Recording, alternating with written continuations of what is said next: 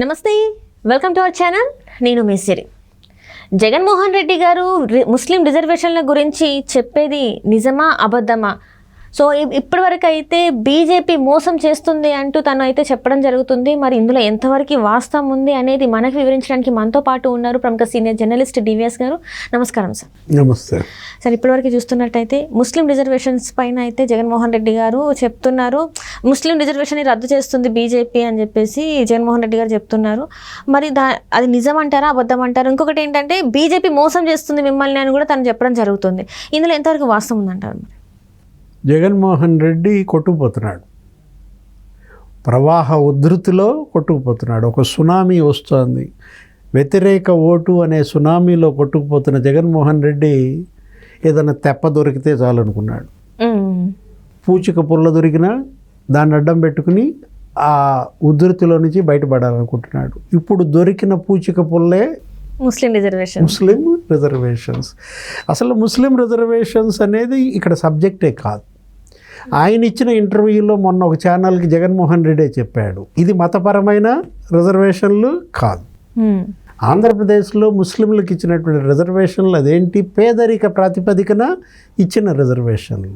ముస్లింల్లో కూడా ధనికులకు రిజర్వేషన్లు లేవు. ఇక్కడ ఆర్థికంగా బలంగా ఉండే కొన్ని కుల వర్గాలు ఉన్నాయి. అందులో ఏది సబ్ క్యాస్ట్, ఎవరు అక్కడ ఉన్న పఠాన్స్, సయ్యద్లు, షేక్లు, మహమ్మద్లు, వాళ్ళకి రిజర్వేషన్స్ లేవు. ఎవరైతే పేదరికంలో ఉన్నారో వాళ్ళు, ఎవరు ఆ దూదేకులు కావచ్చు, ఇంకా అదర్ సబ్ క్యాస్ట్లు, వాళ్ళకి మాత్రమే 4% రిజర్వేషన్లు అమలవుతున్నాయి. ఇప్పుడు బీజేపీ మతపరమైన రిజర్వేషన్లకి వ్యతిరేకం అంటారు సిద్ధాంత ప్రాతిపదికన. వాళ్ళు మతపరమైన రిజర్వేషన్లు తీసినా పెట్టినా జరిగినా ఇక్కడికి వచ్చే ఇబ్బంది ఏమీ లేదు. ఇక్కడ జరిగే రిజర్వేషన్లు పేదరిక ప్రాతిపదికన అమలవుతున్న రిజర్వేషన్లు, వీటికి ఏమీ హాని జరగదు. ఇది మనం చెప్పేది కాదు, జగన్మోహన్ రెడ్డి చెప్పింది అదే, మాజీ ముఖ్యమంత్రి చంద్రబాబు చెప్పింది అదే. ఎట్టి పరిస్థితుల్లో రిజర్వేషన్లు ముస్లింలకు ఇవ్వాల్సిందే అని అన్ని పార్టీలు అంటున్నాయి. బీజేపీ పెద్దలు కూడా ఆంధ్రప్రదేశ్లో చేసిన ప్రసంగాల్లో ఎక్కడా నీకు రిజర్వేషన్ల అంశం లేదు. మోడీ వచ్చారు, అనేక చోట్ల మాట్లాడారు, రోడ్ షోలు చేశారు. అమిత్ షా, నడ్డా, రాజ్నాథ్ సింగ్ ఎవరన్నా మాట్లాడారా వాటి గురించి ఆంధ్రప్రదేశ్లో? కాకపోతే వేరే రాష్ట్రాల్లో అమిత్ షా మాట్లాడిన మాటలు వైరల్ చేస్తున్నారు. తెలంగాణలో, ఆంధ్రప్రదేశ్లో దాని ఫలితమేగా తెలంగాణ సీఎం మీద కూడా కేసు పడింది. ఆయనకు కూడా సమన్లు వచ్చాయి. ఎవరికి? రేవంత్ రెడ్డి. అమిత్ షా ఎప్పుడో ఎక్కడో చేసిన ప్రసంగాలను తీసుకొచ్చి ఇక్కడ వీళ్ళు వైరల్ చేసి ఓట్లు పొందాలంటే, అట్లా అయినా ఈ వ్యతిరేక ప్రవాహంలో నుంచి బయటపడాలి అంటే జగన్మోహన్ రెడ్డి స్వయంగా ఆయన సొంత నియోజకవర్గం పులివెందుల్లోనే ఎదురెత్తున్నాడు. పులివెందుల్లోనే ఆయన భార్య భారతీ మేడంని నిలదీస్తున్నారు అక్కడ ఓటర్లు, రైతులు. అక్కడ గుంతల రోడ్ల గురించి, పాస్ పుస్తకాల మీద జగన్ ఫోటోల గురించి, అక్కడ పింఛన్ రాలేదని, ఇల్లు మాకు ఇవ్వలేదని సీఎం గారి భార్య నిలదీత. అంటే నేను అనేది ఏంటంటే, వైఎస్ఆర్ కాంగ్రెస్ పార్టీ జగన్మోహన్ రెడ్డి మీద, ముఖ్యమంత్రి గారి మీద ఎంత తీవ్ర వ్యతిరేకత ఆంధ్రప్రదేశ్లో ఉందో మనం చూస్తున్నాం. ఇప్పుడు బీజేపీని బూచిగా చూపించి, ఈ ఎన్డీఏలో ఈ పొత్తు పెట్టుకోవటాన్ని బూచిగా చూపించి వీళ్ళని భయపెట్టే ప్రయత్నం. ముస్లిం మైనారిటీలు, తెలుగుదేశం, జనసేన వాళ్ళ గెలిస్తే మీకు రిజర్వేషన్లు ఉండవు. ఆ కూలీ మీడియా, నీలి మీడియాలో దాని మీదే డిబేట్లు కూడా జరుపుతూ ఎక్కించాలని ప్రయత్నం, విషం జిమ్మే ప్రయత్నం అన్నమాట. ముస్లింలు ఏమన్నా అమాయకుల? ఇది యాక్చువల్గా ఏంటంటే అమ్మా, జాతీయంగా ముస్లింల యొక్క ఆలోచన విధానం ఒక రకంగా ఉంటుంది, ప్రాంతీయంగా ముస్లింల యొక్క ఆలోచన విధానం ఇంకో రకంగా ఉంటుంది, దేశవ్యాప్తంగా ముస్లింల యొక్క మ్యాండేట్ ఇంకో రకంగా ఉంటుంది. ఆంధ్రప్రదేశ్లో ముస్లింల మ్యాండేట్ భిన్నంగా ఉంటుంది. ఎందుకంటే ఇక్కడ సమీప శత్రువు ఎవరు? దూరంగా ఉండే శత్రువు వల్ల నీకు వచ్చే ఉపద్రవం ఏమీ ఉండదు. నీ ఇంటి పక్క శత్రువు వల్లే నీకు ఉపద్రవం. అంటే నా సమీప శత్రువు ఎవరు, నా కళ్ళు తెరిస్తే కనపడే శత్రువు ఎవరు అనేది చూస్తున్నారు. ఇప్పుడు ఇవాళ ఆంధ్రప్రదేశ్లో ముస్లింల యొక్క ఆలోచన విధానం ఎలా ఉంటుంది? జగన్మోహన్ రెడ్డి హయాంలో ముస్లింలకు బెనిఫిట్ జరిగిందా, చంద్రబాబు హయాంలో ముస్లింలకు బెనిఫిట్ జరిగిందా? దీన్ని బట్టే ఏపీ ముస్లిం మ్యాండేట్ ఉంటుందన్నమాట. నిన్నగాక మొన్న 17 ముస్లిం సంఘాలు చంద్రబాబుకు మద్దతు ప్రకటించాయి. ఏది తెలుగుదేశం హయాంలో ముస్లింలకు జరిగిన అభ్యున్నతి, అప్పుడు వాళ్ళకి పెట్టిన వెల్ఫేర్ స్కీములు, అప్పుడు ఆ మరమ్మతులు, షాదీఖానాల మరమ్మతులు, మసీదుల మరమ్మతులకు ఇచ్చినటువంటి నిధులు, అప్పుడు బడ్జెట్ మరి 5 రెట్లు ఎక్కువ బడ్జెట్ ఇచ్చారు. ఏది గతంలో ప్రభుత్వం ముస్లింలకి కేటాయించిన బడ్జెట్ కన్నా 5 రెట్లు ఎక్కువ బడ్జెట్ చంద్రబాబు ప్రభుత్వం ఖర్చు పెట్టింది. నీకు రంజాన్ తోఫా ఇచ్చారు, నీకు ఇమాములు, మౌజములు, ఖాజీలు వాళ్ళకి జీతాలు ఇచ్చారు, హజ్ యాత్రకి ఆ డబ్బు 1,00,000 రూపాయలకి పెంచారు. అసలు చంద్రబాబు హయాంలో ఎప్పుడు చూసినా కూడా ముస్లింలకు బాగా ఎక్కువ సంక్షేమం చేశారు. తెలుగుదేశం మొదటి నుంచి కూడా ముస్లింలలో నాయకత్వాన్ని పెంచుతూ వచ్చింది. ఎన్టీ రామారావు హయాంలో కావచ్చు, చంద్రబాబు హయాంలో కావచ్చు. లాల్ జాన్ బాషా నీకు తెలుసు, రాజ్యసభ సభ్యుడిగా చేశాడు. అతను ఒక పెద్ద దిగ్గజంగా ఉండేవాడు ఏది ముస్లిం నాయకత్వానికి దేశవ్యాప్తంగా, పార్లమెంట్లో కూడా. బషీరుద్దీన్ బాబు ఖాన్ అని తెలంగాణలో ఉండేవాళ్ళు, ఆయన మాజీ మంత్రి అన్నమాట. ఫరూక్ ఎక్కడ ఆంధ్రప్రదేశ్లో మాజీ మంత్రి. షరీఫ్ గారు ఎవరు, ఆయన శాసన మండలి చైర్మన్. మొన్న అప్పుడు అమరావతి 3 రాజధానుల బిల్లు ఆయనే కదా ఆపింది. జగన్మోహన్ రెడ్డికి ఇప్పుడు షరీఫ్ అంటే బాగా కోపం. అమరావతిని అక్కడి నుంచి తరలించకుండా అడ్డుకుంది కౌన్సిల్, శాసన మండలి అని. ఈ ముస్లిం నాయకత్వం అంతా పెంచింది తెలుగుదేశం. ఇలాంటి పరిస్థితుల్లో ముస్లిం వెల్ఫేర్ స్కీములు అనేకం తెచ్చారు. ఇప్పుడు మరి జగన్మోహన్ రెడ్డి ముఖ్యమంత్రి అయినాక ముస్లింలకు ఏం జరిగింది? కొత్త స్కీములు ఏమన్నా పెట్టాడా?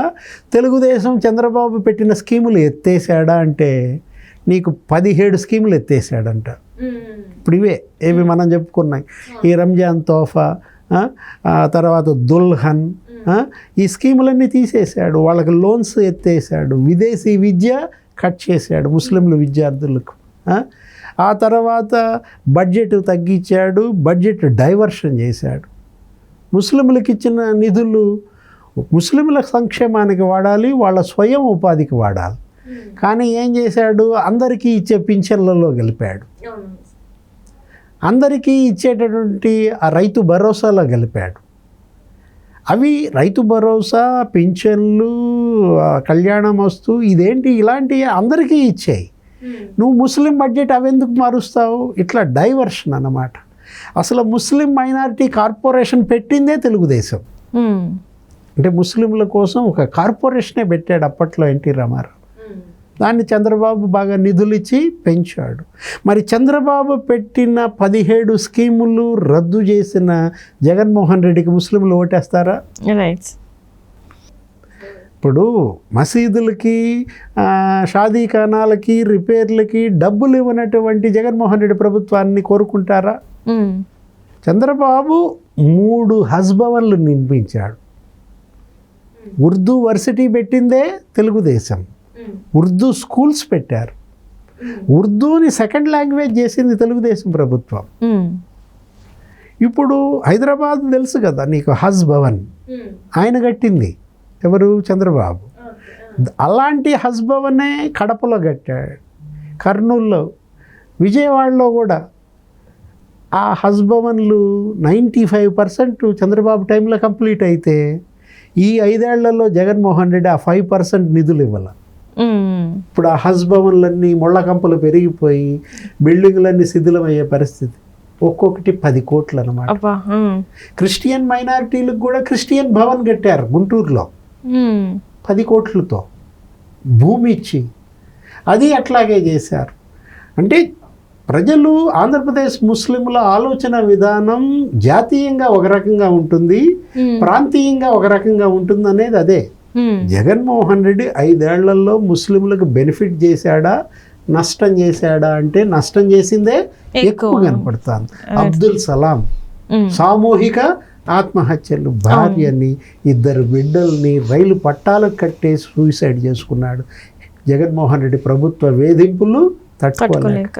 ఇస్లాం ఆత్మహత్య మహాపాపం అని చెప్తుంది. అసలు ముస్లింలు ఎవరు ఆత్మహత్య చేసుకోవడానికి సిద్ధపడరు.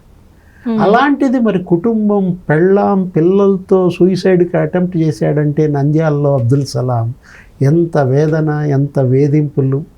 మిస్బా అనే పిల్ల ఏం నేరం చేసింది? ఎక్కువ మార్క్స్ వచ్చాయి. 10వ తరగతి ఫస్ట్ రావటం నేరమా? 10 ఎన్నేళ్ల పిల్ల? 15 ఏళ్ల పిల్ల, 10th క్లాసో ఏమో చదివే పిల్ల.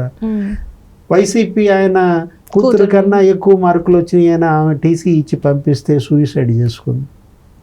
అదే కాదు, దాచేపల్లిలో, గుంటూరులో, రాజమండ్రిలో గ్యాంగ్ రేపులు ముస్లిం ఆడబిడ్డల పైన. ముస్లింల ఇళ్ళు కూల్చేశారు నెల్లూరులో.